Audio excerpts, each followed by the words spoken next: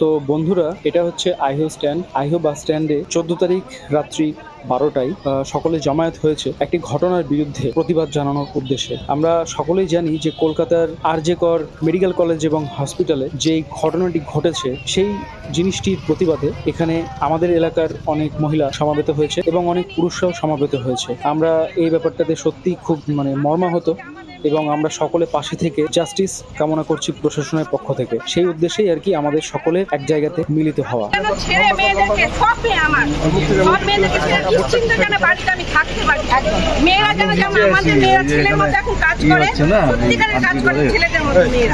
কিন্তু সেই মেয়েরা তার মধ্যে আমাদের কত চিন্তা যায় যে নামেই শুধু আমরা বলছি আমরা ছেলেদের মতো মানুষ করেছি হয়ে উঠেছে, কিন্তু আমরা আদৌ তো আমাদের মেয়েদের আমরা আমরা এখন নিশ্চিন্ত থাকতে পারি না মেয়েদেরকে বাজারে ছেড়ে, যে কে কি বলে দিল কে কি করে দিল। এই এখনই দুটো মেয়েকে নিয়ে আসতে দিয়ে অনেকেই এখন টনচিৎকারি করলো এই মুহূর্তে কথা। কে কি বললো অনেকে অনেক রকম কথা বলছে, রাস্তা দিয়ে আসছি আমাদের কেন এসব জিনিসগুলো থেকেই যাচ্ছে, কেন মেয়েরা এইভাবে স্বাধীনতা পাচ্ছে না। এইরকম চেক করার পরেও হেতাল ব্যারেকে তারপরেও কিন্তু কোনো রকম কোনো জাগরণ নাই আমাদের। আমরা তো মেয়েরা স্বাধীনভাবে বাঁচতে চাই, সাথে যে ইন্টারনেটে ছিল যে মেয়েটি যে আমাদের ভবিষ্যতে ডাক্তার হতো তার সাথে একজনকে গ্রেফতার করা হলো, বাকিদের কেন গ্রেফতার করা হলো না?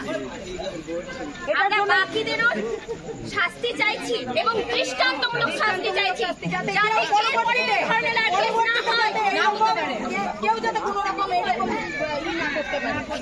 একদম। তো আমি আমার এখানে কিছু বক্তব্য আছে যেটা বলছি, যে আজকে এই পুস্তিকাটি দিয়ে শুরু করছি। আজকে পুচকিটা আমাদের সাথে সামিল হয়েছে, তার হাতে একটা পোস্টার লেখা আছে। তো আমরা হয়তো বা এই বয়সে জানতাম না ধর্ষণ কথাটার মানে কি, অথবা এই ওয়ার্ডটাই হয়তো বা আমরা শুনিনি কোনোদিনও। কিন্তু আজকে আমাদের সমাজ কোন জায়গাতে এসে পৌঁছেছে যে আজকে আমাদের এই ছোট ছোট বাচ্চারা এই সমস্ত ওয়ার্ডগুলোর সম্পর্কে জড়িয়ে যাচ্ছে। কেন জড়াচ্ছে, আমাদের পরিস্থিতি কেন এরকম বাজে পর্যায়ে চলে আসছে? এখনো পর্যন্ত অনেক লোক আছে যারা মজা দেখছে বা আমাদেরকে কিস করছে যে এই কয়জন মেয়ে মিলে কি করে নিবে, কিন্তু এটা হয়তো কেউ জানে না বা এখনো হয়তো পড়েছে হয়তো অনেক সময়, কিন্তু এখন হয়তো মনে নেই যে বিন্দু বিন্দু জলে কিন্তু কাপড় তৈরি হয়। আর সেটা আমরা তৈরি করে দেখাবো যে আমাদের এই প্রতিবাদগুলোকে শাস্তি হয়।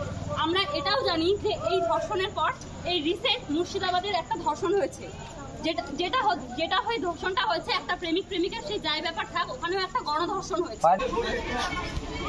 আইহো স্ট্যান্ড, রাত্রি হচ্ছে 12:16। আরজি করে ঘটনা নিয়ে এখানে সমস্ত সবাই বেরিয়েছে আন্দোলনে। ভিডিওটিকে অনেক অনেক করে শেয়ার করো তোমরা সবাই, সবার মাঝখানে ছড়িয়ে দাও। আজকের জন্য ভিডিওটি এই পর্যন্তই। অনেক ক্ষুদ্র রয়েছি এবং থাকবো শেষ পর্যন্ত।